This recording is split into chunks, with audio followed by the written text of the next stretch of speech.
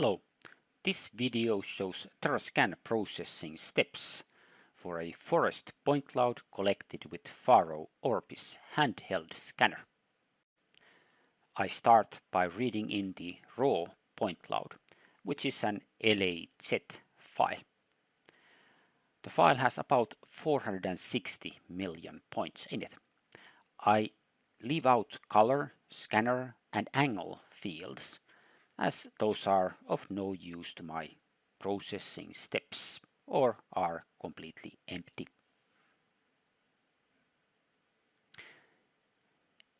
In addition to the point cloud, I will also be reading in the trajectory solution.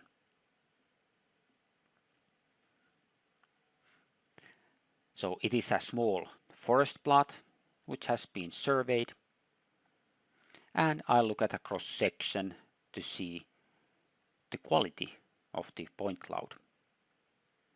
And I zoom in at a tree to see that I have plenty of hits on a tree trunk, and there's a little bit of noise in the point cloud.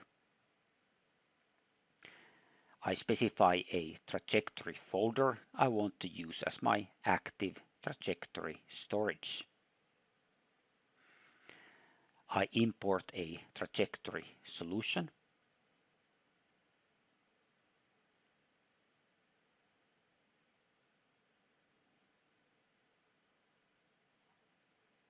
And I'm going to draw the trajectory solution into the vector file to verify that my point cloud and trajectory are in the same place and everything is in order. And that's the walking path. I start processing the point cloud using a macro. My macro number 1 does a number of important things. It removes longer distance measurements when there's shorter distance points close by. So this reduces the noise in the point cloud.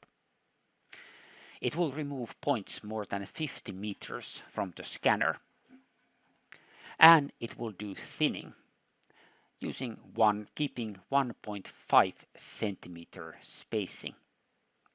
And now my point cloud looks cleaner and a little bit lower density. And I have 166 million points. So we started with 460 million. My next macro is for classifying ground. And as normally, I am going to visually check the ground classification result. So I create a triangulated model in TerraModeler. And I'm going to display that as a shaded surface. And I'm going to hide all the point classes in view number 1. And for view number 2, I will make ground class the only visible class. Then I start looking at the shaded surface to see if there's any surprising bumps up or down in the ground surface. And I may inspect some in a cross section and then classify things out of the ground, or I may even decide to add some points to the ground.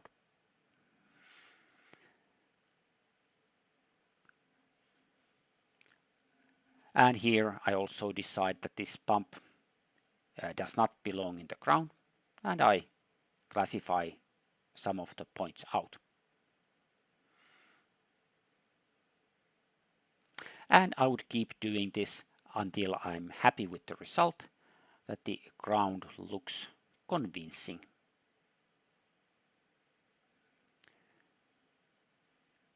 When I am happy, I would end the manual editing. I don't need the thin model any longer. I delete that. And I can also free up screen space by getting rid of TerraModeler and its toolbox. So ground has now been classified and verified. my next macro classifies points by height from ground. And for this task, I'm now using a limit of 75 centimeters as the limit between low and medium vegetation. This helps me with the trees. I don't get so much of shrubs and short vegetation into my tree group, and I have less editing to do when my threshold between low and medium is a little higher. So low, medium and high vegetation have been classified, and next I would run grouping, and I use vertical trunk method for grouping. And my macro also classifies things so that any group which reaches a height of 15 meter or higher, I classify as a tree. Anything which is less than 15 meters in height, I classify as vegetation. So I'm going to ignore the short trees. I'm not going to produce a report on those. Only the taller trees I'm going to include in my report. So now I have in class 15, tree class, all the groups which reach a height of 15 meter or higher. So all the relevant trees in the dataset. And I display a cross section to show what grouping result looks like. Next, I will run a macro which takes out the more distant trees. I can only produce good information on the trees on which I have enough data. A tree has to have at least one point within 15 meters from the scanner, or otherwise I classified it to class 16 distant tree. And now my class 15 tree only has those trees which I believe that I can do proper trunk measurements on. And I save the point cloud so that I have one intermediate step saved. And now I'm going to start checking the grouping result with inspect group. I want to see all the groups which have class 15 in those. And I may be classifying some of the groups as distant tree. So inspect groups gives me a list of trees. And I set up display mode for view windows to work for this step in my workflow. I zoom in view number 1 close enough. And now when I click on a row in the list, view number 1 is centered by that group, and view number 2 shows a cross section and only that group. So inspect groups puts the active group as the display set, and my view number 2 is showing only the active display set. On some of the trees, I end up having some of the short vegetation in the same group as the hits on the tree. And that's one of the cleanup operations that I'm doing at this point. I'm using clear group fence tool to zero the group number on some of the points. At this point, I'm not changing the classification. I will handle that later on.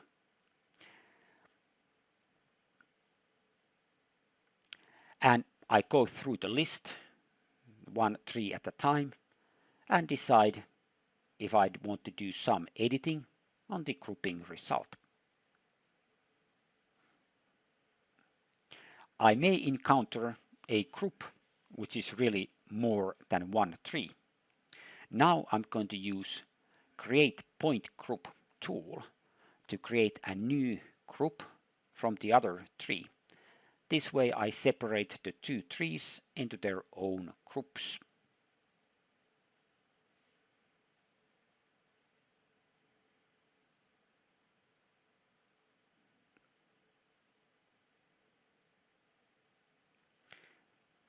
And I continue this work, finding any flaws in the grouping which are big enough and are worth editing.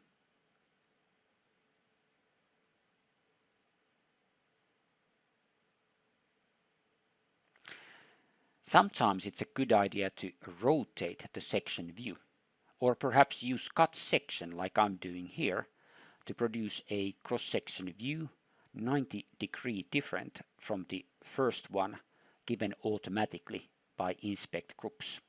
And that way I may be able to see short vegetation that has ended up in the same group. For this tree, I get the feeling that some of the tree branches are in the wrong group. I added the neighboring tree to the active display set. And then I use Add Points to Group tool to add some of the points from the neighboring group to the group that I want to add those into.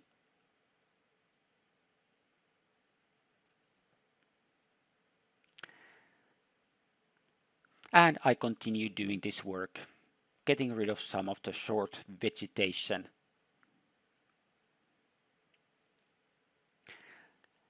And on this group, I show another tool, Split Tree Group.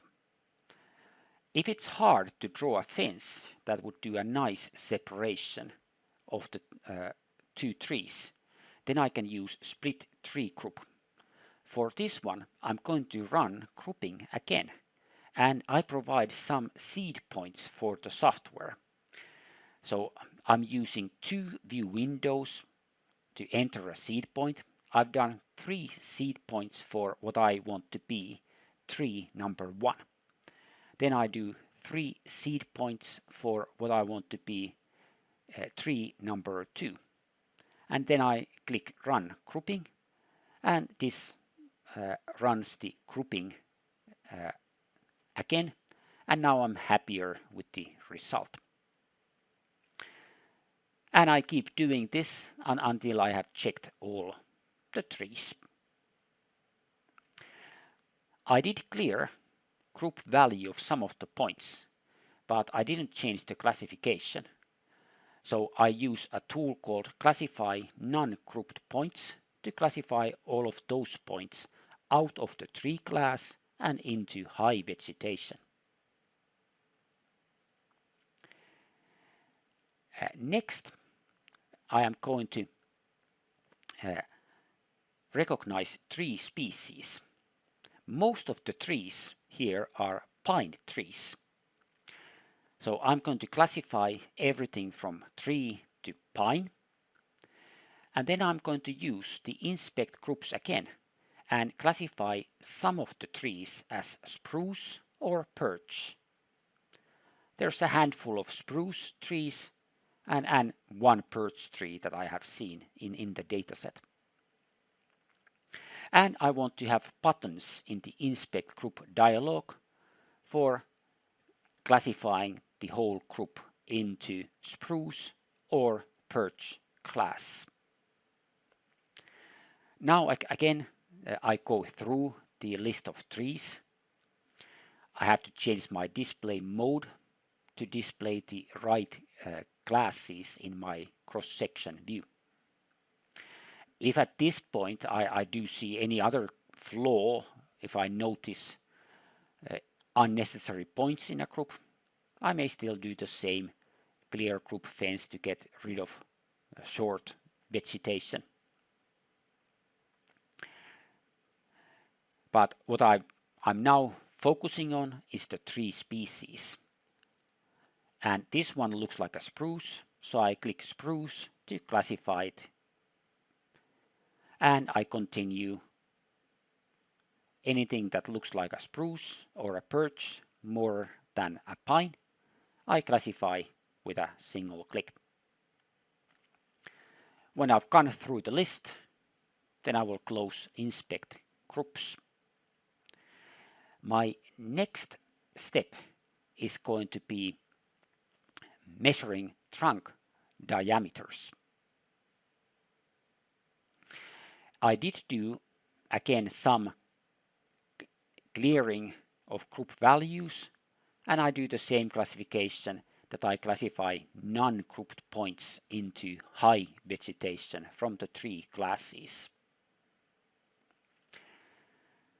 And now I will use measure trunk diameters to measure pine, spruce, birch, glass, trees diameters, and I do multiple measurements at height interval of half a meter. First height is 1.3 meters above ground and the last one 8.3. So the software will attempt to produce a measurement circle illustrating the size of the trunk at different heights from ground for each tree. Some of the trees get every half a meter step measured, but some of the trees will not get all if the software does not find a convincing circle, then it does not produce a measurement circle. Now I set up views for the next step, which is using inspect groups to check the trunk diameter circles. View number 3 I'm going to use as a diameter circle view.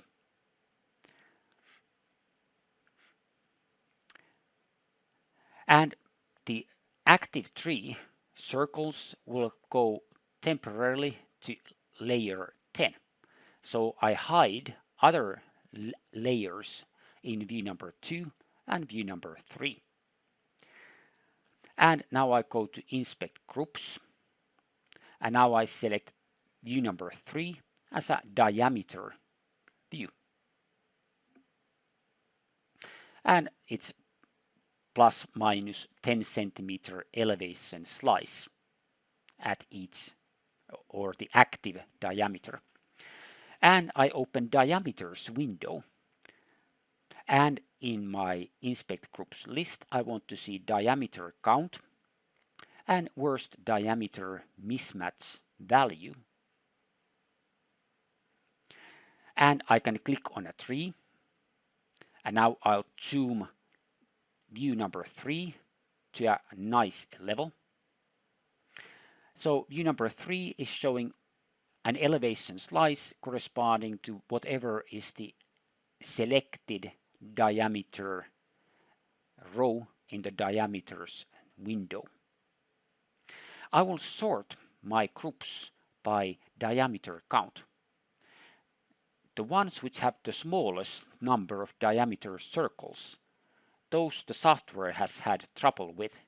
So those are the ones which are more likely to have an issue in the diameter circles. And this one with just 3 looks like all the circles are really in the wrong place, not on the trunk. And here I may want to use place trunk measurement to do manual measurement of the trunk diameter. And it is a little bit noisy, and we don't have so many points which have penetrated the dense spruce tree into the trunk. I deleted all the automatically generated bad looking circles, and I do a couple of different elevation slices to get a trunk measurement done manually at different heights from ground.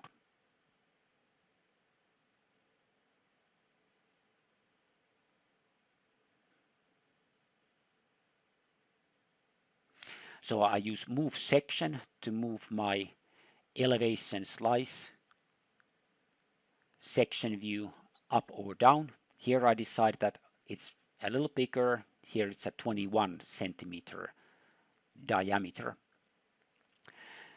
And I would take my time to look at those trees which have the smallest diameter counts.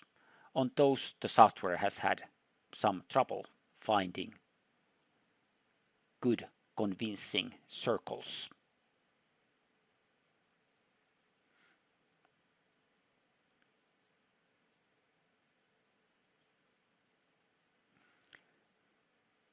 Here I delete two circles which are clearly off.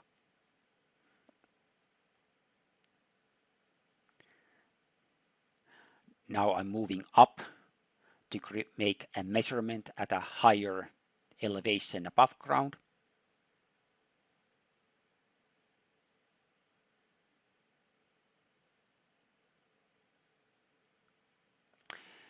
Some of the rows in the inspect group list display a red worst diameter value. So the software fits a line equation to how the diameter changes according to height. And the diameter circle, which differs the most from the fitted line, is the worst diameter.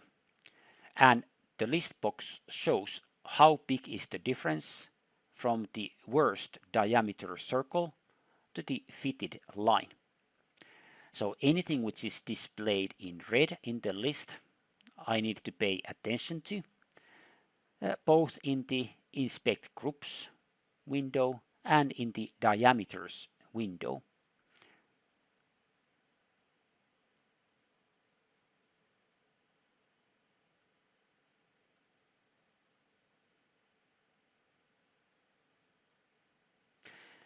And some of the spruce trees are quite dense and are giving me more trouble in terms of trunk diameter measurements.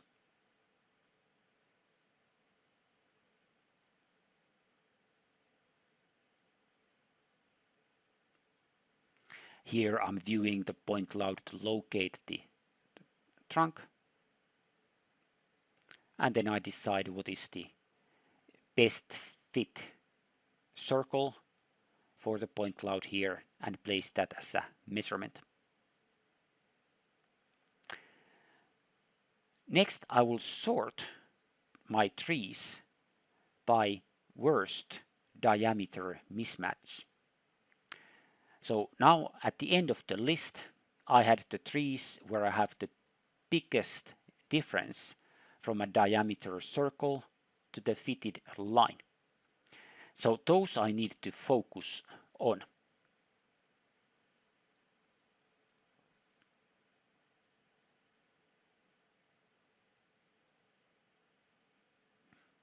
Here I'm looking at the different circles to decide what is good and what is bad. And I conclude that the first one is not good. I'm going to take that out. This is at the edge of the dataset, and our laser data has only seen one side of the tree. So here it's not so easy to decide on the correct diameter.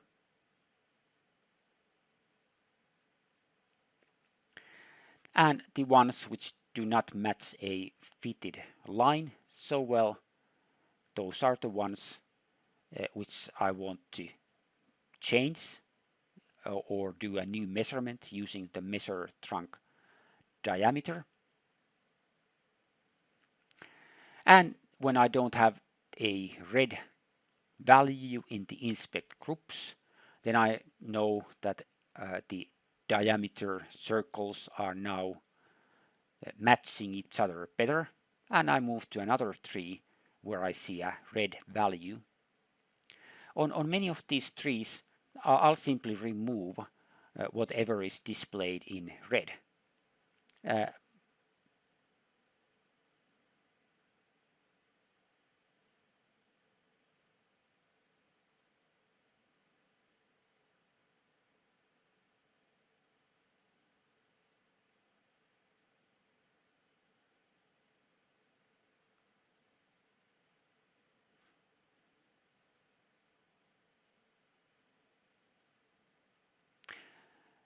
On this tree, the tree trunk starts branching into two separate branches.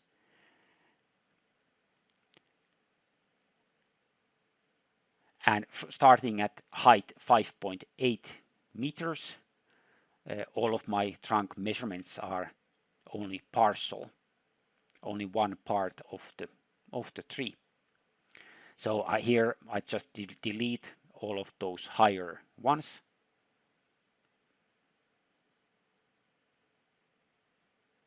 And then I move to the next one, and I'll simply delete the biggest mismatch.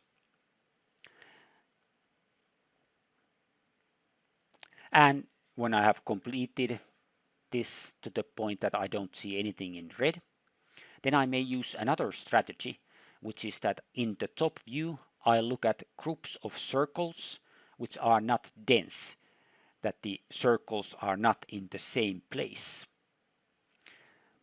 So those are more likely to have something bad in them. And I check the different measurements here, and this one is not looking good. I get rid of that one.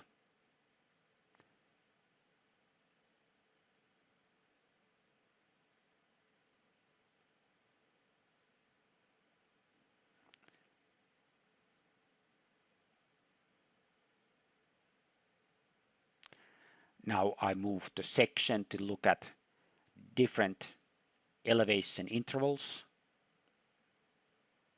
to see if there's an height from ground elevation slice where I believe that I can make a good measurement.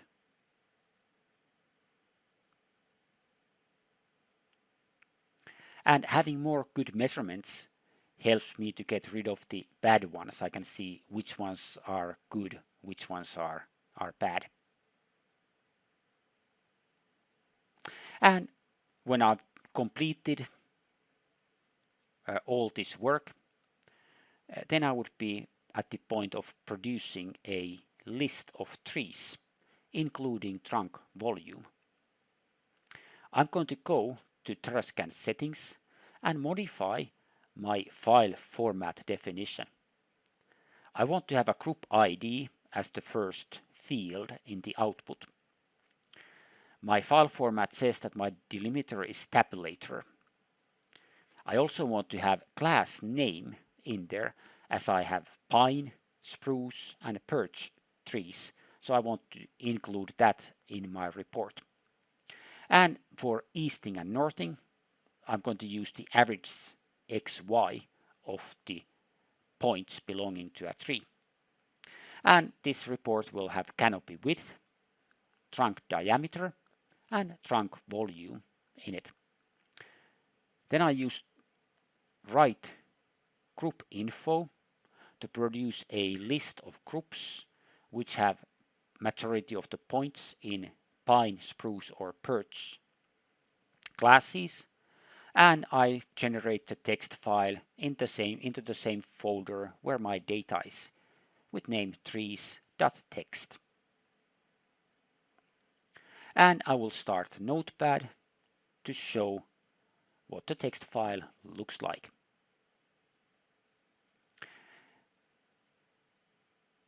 The text file is tab delimited, so it's going to look nice if I import that into a spreadsheet as a text file like this. It's not aligned with the names which are longer. Thank you.